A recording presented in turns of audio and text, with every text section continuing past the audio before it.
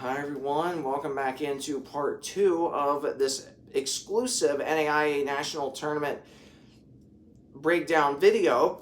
And in this part 2, we are going to go over our final edition. Of course, in part 1, we went over and broke down the RPI, the strength of schedule, and the opponent's winning percentage. That is all huge pieces of primary criteria that goes into selecting teams as an at-large bid. Of course, I also mentioned how the auto bids are selected in the last video. At least, if I did not touch on that, the auto bids are determined by if you won your regular season. If you won your conference regular season, you received the first auto bid.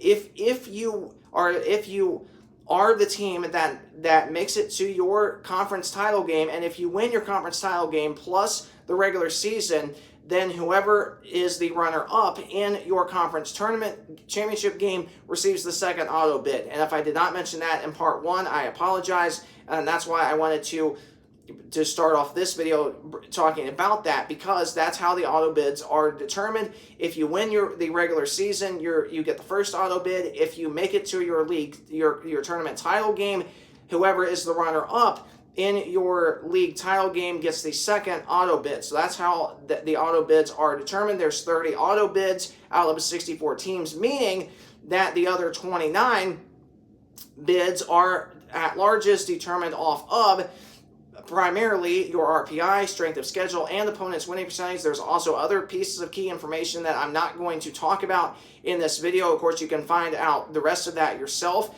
by going to the NAIA website. And of course, you can click on the women's basketball page, and then click on I think it's after the women's basketball page. I think it's actually on. If you click on it's either postseason resources or coach's corner, and the postseason, and then you'll find the tournament selection policy or selection process, something like that. If you click on that, then that gives you a full overview of all of the criteria that goes into selecting teams, especially for at-larges. So that is how you will find all that information. So the final part of this video, we are going to talk about the ARCs. And I actually found this really interesting, especially because after watching a video earlier this morning talking more about that, I was able to kind of do the math myself, which again, I'm not a good math person, but I was able to do kind of the math myself after watching that video. And here's how I was able to break down all of the teams in the ARC. So there are 228 teams total in the NAIA, right? Now, if you broke it down in terms of your ARCs, you have, let's see, 1, 2, 3, there are 5 ARCs. Okay, 5 ARCs across the country. 228 total NAIA teams. Now, out of the 5 ARCs, 75, it breaks down into 75 teams get broken down. Now 75 out of the total 228 get broken down into the 5 ARCs, into the 5 ARCs, right? That's how that breaks down. Now, with 75 teams broken down across 5 ARCs across the whole entire country of the United States, right? Now, with that being said, the 75 teams that are broken down across 5 ARCs, 64 of the 75 are selected into the national tournament either as an auto bid or an at-large bid.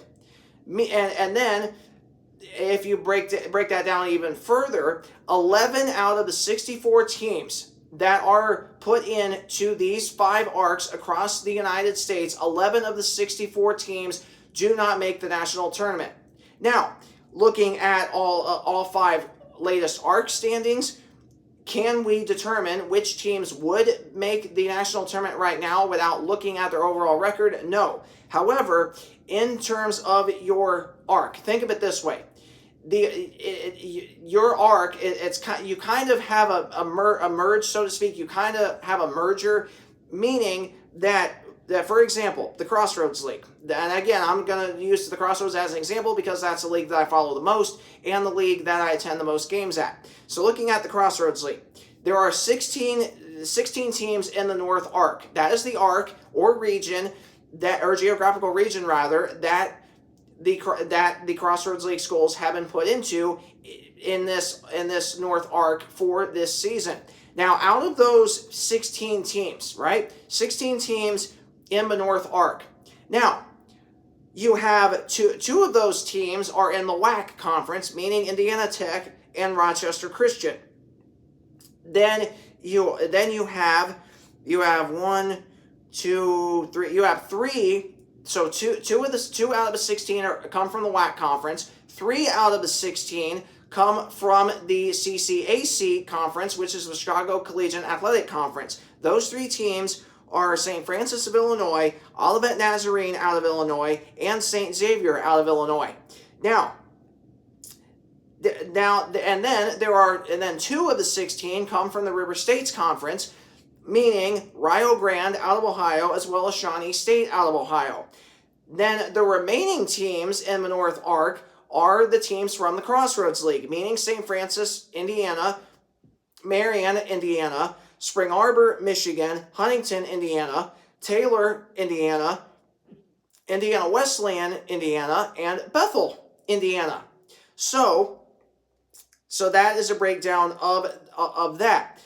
So you have 16 teams in the North Arc, right? So how does the Selection Show Committee use the ARC to determine teams that get an at-large bid into a national tournament? It's determined by where you are in your ARC. In other words, as a whole, if you're in the top 6 or 7 roughly in your ARC, you have the best chance of making the national tournament. At least looking at the ARC as a whole. However, in terms of the North Arc, you have the teams that are already for sure locked into a national tournament, no question about that. St. Francis, Marion, as well as Rio Grande, Spring Arbor, and Indiana Tech. Those 5 teams for sure are locked into a national tournament, unless something crazy happens, which it might, but at this point in the game, I don't think that will happen. So that's 5 out of the 16, meaning that there are 11 teams left in the North Arc that are vying for at-large bids or auto bids into a national tournament, more so at-large bids than autos. And those teams, at least out of the Crossroads League, would be Huntington, Taylor, Indiana Wesleyan, Bethel, right? So now you're down to 4. You have 4 teams in the North Arc in the Crossroads League that are fighting for, in a good way, of course, fighting in a good way for an at-large bid into a national tournament. Now, out of those 4 teams, I think right for sure your 2 auto bids in the Crossroads League will be from St. Francis and Marion. No question about that. I think your first at-large bid in the Crossroads League is going to be Spring Arbor. No question about that. I think your second auto bid in the Crossroads League as of today, or your second at-large bid, I should say, out of the Crossroads League as of today, would be Huntington out of Indiana. No question about that. Now, you have 3 teams left: Taylor, Indiana Wesleyan, Bethel. 3 teams that are fighting for, in a good way, of course, for the at least I think that final at-large bid out of the Crossroads League. So, if we broke things down like this, you would have Taylor being ahead of, you would have Taylor, Iwu, Bethel in that 2, 3, and 4 spot. Huntington in that number 1 spot when you take out all of the teams ahead of them that are already locked into the national tournament as of right now. You'd have Huntington first in that arc. Then you would have Taylor. Then you would have Indiana Wesleyan. Then you would have Bethel. Then you would have Shawnee State 5th, St. Francis of Illinois 6th, Rochester Christian 7th, Olivet Nazarene 8th, Midway 9th, St. Xavier 10th, and Brescia 11th. That is how the North Arc would look if you take away those 5 teams that I previously mentioned that are already locked into the national tournament. No question about that as of today. Now, when we take a look at this, that is how that breaks down. Now, out of those teams in the Crossroads League, meaning Bethel, Indiana Wesleyan, and Taylor, which one of those 3 teams I think is going to get that final at-large bid in the Crossroads League International Tournament? I think right now it would be Indiana Wesleyan. No question about that. I think they would be the final team in, meaning that the Crossroads League would get 5 teams into a national tournament. I don't think the Crossroads League gets any more than 5 as of today.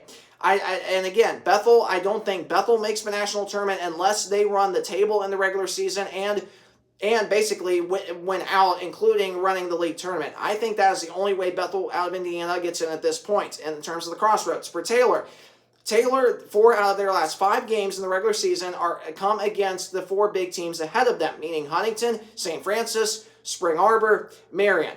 If Taylor drops all 4 of those games, I just don't think Taylor makes a national tournament, because then you would be talking about them being 3-10 in Quad 1. I don't think 3-10 in Quad 1 gets you in.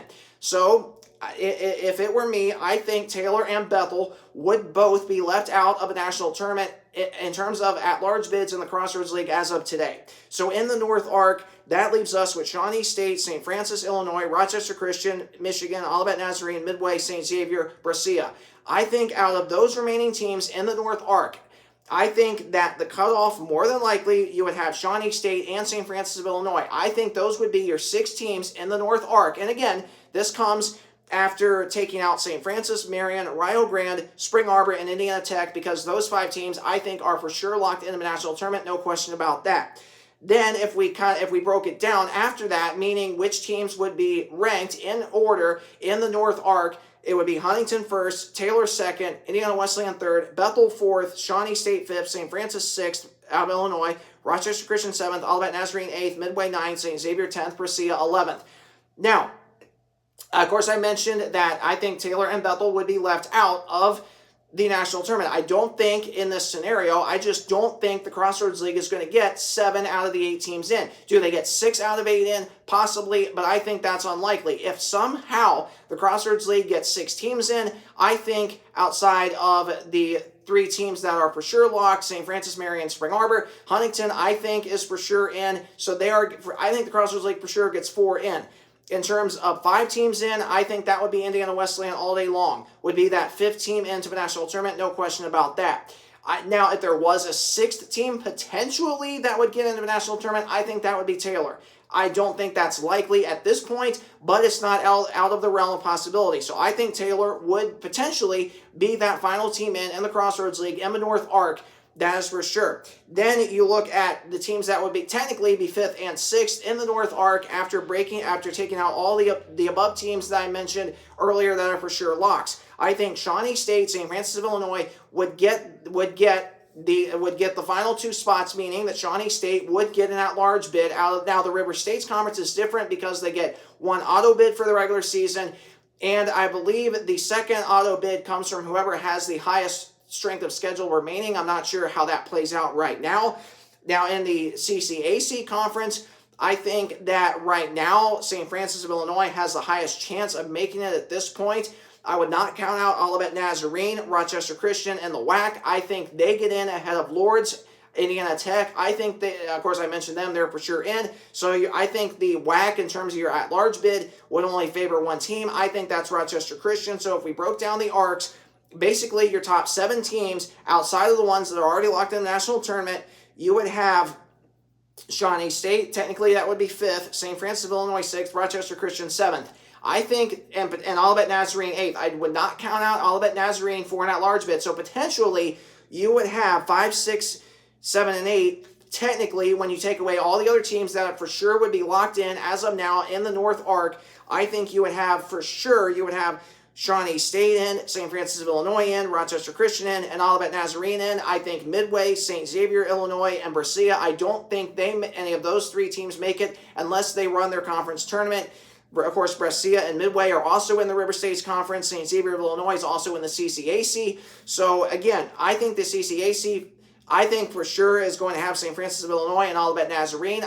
Potentially St. Xavier out of Illinois. I don't think St. Xavier gets in unless they run the CCAC tournament, at least as of now. So that is a breakdown of the North Arc and how that is determined by the selection show committee especially for an at-large bid into a national tournament. That's how they decide it. I think that when they look at teams that are in each arc, I think more than likely the top 8, I think, in their, at least as a whole, in their respective arc, I think the committee takes a look at all 8 out of a 16. If you're a 16-team arc, if you are an 11-team arc, like in the South arc, then I think in that conference you're probably only looking at the top 6, maybe only the top 5, which right now would be LSU Shreveport, Langston, and Mid-America Christian, the College of the Ozarks, and Nelson out of Texas. I think in the South arc right now, Science of the Arts would be, I think, the only team on the bubble in terms of that conference. Texas A&M, San Antonio perhaps as well. So maybe the top 7 teams in the South arc, I think, have a real chance at making the national tournament, especially the teams farther down toward that number 7 spot. I think 5, 6, and 7. Nelson, Science of the Arts, A&M, San Antonio. I think those 3 teams are going to be 3 of your at-larges in the South arc. And I don't think anybody else, Oakwood, Haskell, Indian Nations, I think the only way they get in is if they win their conference tournament. And then in the West arc, I think right now, for sure, you'll have Dakota State, Lewis Clark State, Eastern Oregon, Oregon Tech, Carroll out of Montana, and Rocky Mountain. Maybe Southern Oregon. I don't really see anybody below Southern Oregon being in. And, of course, the teams below them, Montana Tech, Corbin, College of Idaho, Montana State Northern, Hope International, Providence, the Masters, Montana Western, and Simpson. Now, Simpson could, if they run their conference tournament. And now, in terms of at-large bids, I would say your at-large teams in the West arc would be probably Oregon Tech, Carroll, Rocky Mountain, Southern Oregon. So potentially the top 7 teams in that arc will make it. I talked about South arc, talked about the North arc, the Midwest arc. For sure, teams that would be in would be Dordt, Dakota Wesleyan, Evangel, and Friends out of Kansas. I think those 4 teams are for sure in. Now, again, this does not reflect all these teams' latest RPI numbers as well as the quad records. This is just going off of the arcs, especially because, typically speaking, the Selection Show Committee looks at the top 8 teams in the respective arcs. So I think your teams on the bubble in the Midwest arc would be Concordia, Nebraska, Mid-America Nazarene out of Kansas, Columbia, Missouri, Hastings out of Nebraska, and maybe even Benedictine. Now, of course, Briar Cliff's 10th in the Midwest arc. They're another bubble team. So literally in the Midwest arc, I think right now you're probably looking at teams that are currently in that 5 to 10 spot would be on the bubble in the Midwest arc as of today. And then in the East arc, of course, a lot of this is the Mid-South Conference. I think the Mid-South gets 6 out of their 7 teams in, no question. I think Cumberland is the only team that is left out in that conference.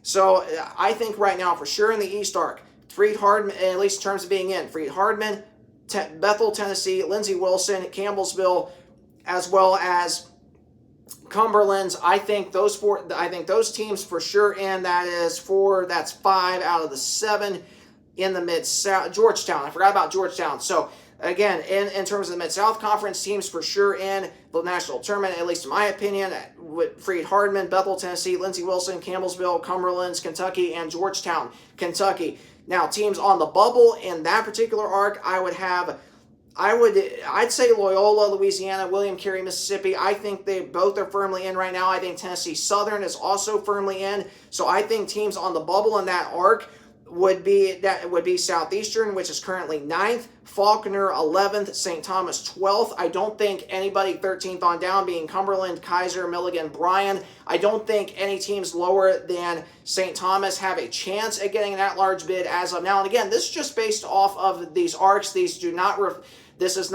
I don't factor in their latest RPI and quad records into this. This is just off of the latest ARC standings as of now. So again, I hope that you really found this very informative and helpful in terms of how the NAIA Selection Show Committee goes over, but I really hope this was super helpful and informative to you with how the NAIA Selection Show Committee looks at each individual ARC. And again, I think right now the Selection Show Committee looks at the top 8 teams in the respective ARCs for terms of at-large bids. Now again, some of this is going to change in the respective ARC because some of these teams in the respective ARC are already locked in the national tournament or will be based off of winning their conference regular season, as well as teams that for sure will be getting that large bid because their standings are currently high enough in their respective conference